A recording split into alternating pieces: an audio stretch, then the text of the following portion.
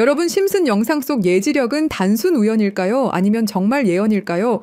35년간 방영된 애니메이션 심슨 가족의 예언은 소름이 돋을 정도인데요.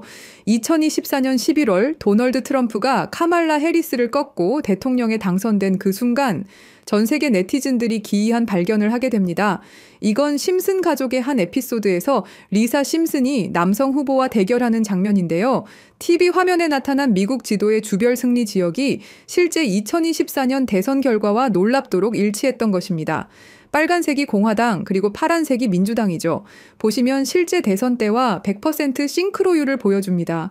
과연 이게 단순한 우연일까요? 소셜미디어에서는 비교 이미지들이 폭발적으로 확산됐습니다. 트위터, 인스타그램, 틱톡, 수백만 명이 이 예언에 대해 이야기하기 시작했죠. 해외 주요 언론들도 이 현상을 다루며 심슨 예언이라는 용어를 사용했습니다. 하지만 여기서 끝이 아닙니다. 심슨 가족의 예언 능력은 이미 여러 차례 입증된 바 있거든요. 대체 심슨 가족은 어떻게 이런 일들을 미리 알 수 있었을까요? 단순한 우연의 연속일까요? 아니면 정말로 미래를 내다보는 무언가가 있는 걸까요? 지금부터 그 충격적인 진실을 파헤쳐 보겠습니다. 여러분, 지금부터 제가 말씀드릴 이야기를 듣고 나면 밤에 잠이 오지 않을 겁니다. 34년 동안 방영된 한 애니메이션이 우리의 미래를 정확히 예측해왔다는 사실, 혹시 믿으실 수 있나요? 더 소름 돋는 건 이 애니메이션이 지금 우리에게 말하고 있는 것들입니다. 비트코인, XRP, 시바이누, 그리고 아직 공개되지 않은 어떤 코인에 대한 이야기까지 말이죠. 과연 이것이 우연일까요? 아니면 정말로 심슨의 제작진들이 미래를 내다보는 특별한 능력이 있는 걸까요? 지금부터 그 충격적인 진실을 파헤쳐 보겠습니다. 1989년 12월 17일 한 가족의 이야기가 시작됩니다. 그 누구도 몰랐죠. 이들이 미래를 내다보는 예언자가 될 줄은 말입니다. 하지만 34년이 지난 지금 우리는 알고 있습니다. 심슨이 단순한 애니메이션이 아니라는 것을요. 2000년 심슨 가족에서 리사가 대통령이 되어 트럼프 대통령이 남긴 예산 위기를 물려받았다고 말했습니다. 당시 트럼프는 단순한 부동산 사업가였죠. 그런데 16년 후 2016년 실제로 대통령에 당선되었습니다. 이것만이 아닙니다. 심슨은 매트릭스4 제작, 레이디 가가의 슈퍼볼 공중 퍼포먼스, 화상통화 기술, 애플워치까지 예측했습니다. 가장 놀라운 건 1997년 에피소드에서 러시아 우크라이나 갈등을 그려냈는데 25년 후인 2022년 실제로 전쟁이 일어났다는 것입니다. 확률 전문가들은 이런 적중률이 수학적으로 거의 불가능하다고 말합니다. 10억 분의 1보다 낮은 확률이죠. 과연 이것이 단순한 우연일까요? 그런데 여러분, 1997년에 방영된 또 다른 에피소드를 보시겠습니다. 화면에 크립토반이라고 적힌 건물이 등장합니다. 크립토, 들어보셨죠? 암호화폐를 뜻하는 크립토커런시의 줄임말입니다. 1997년이에요, 여러분. 비트코인이 세상에 나온 게 2009년입니다. 무려 12년 전이죠. 그 당시에 크립토라는 단어를 사용한 사람이 과연 몇 명이나 있었을까요?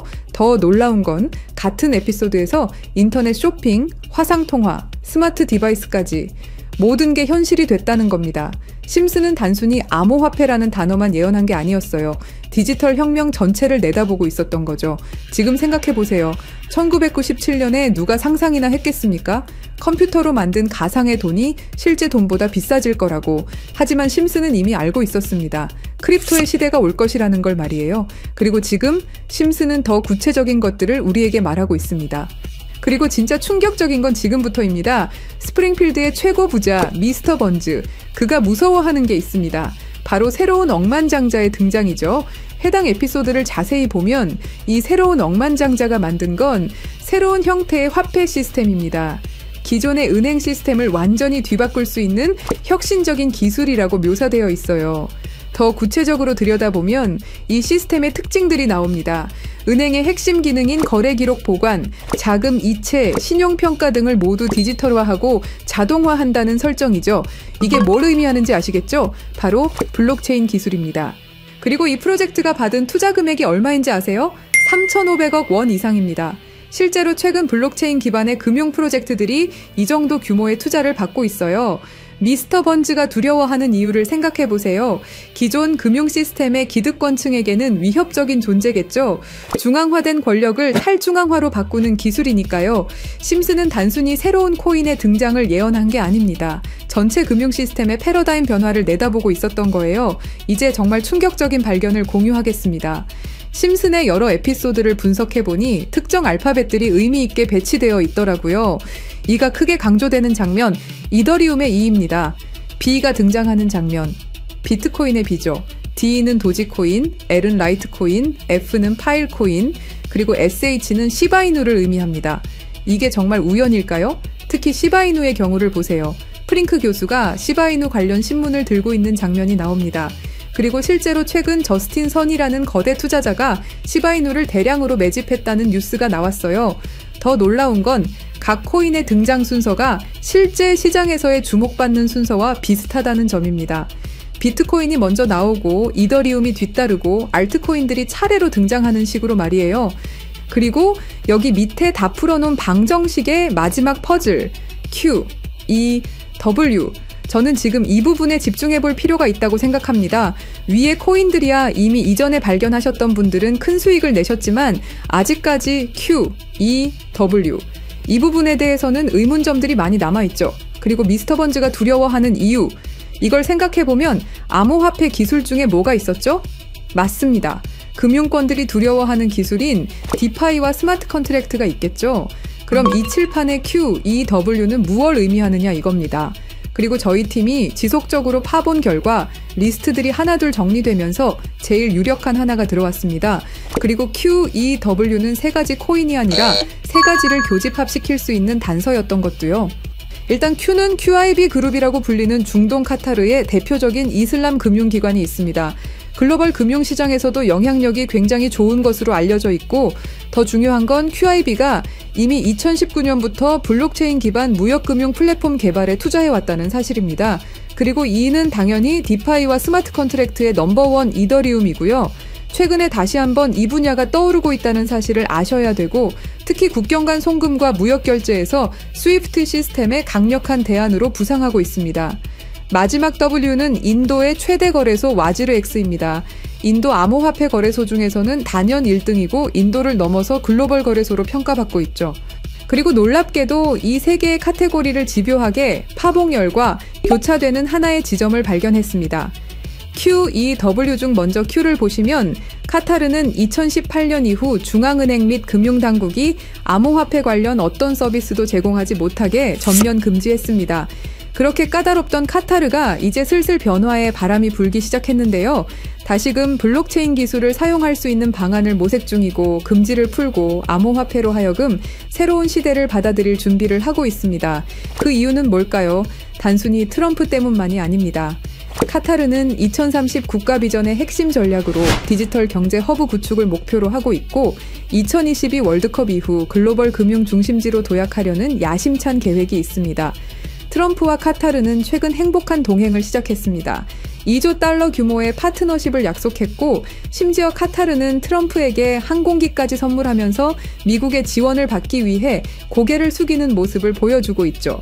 그리고 트럼프가 암호화폐를 글로벌하게 키워가려고 하고 있기 때문에 트럼프의 마음에 들기 위해서 이렇게 노력을 하고 있는 거죠.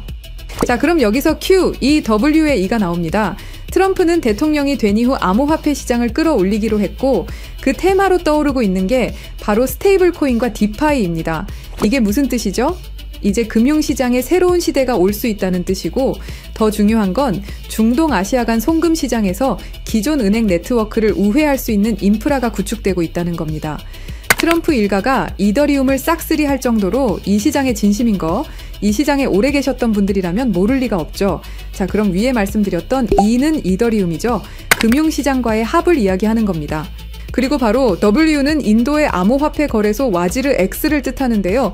2025년 현재 인도가 세계에서 가장 활발한 암호화폐 도입 국가라는 사실 모르셨죠?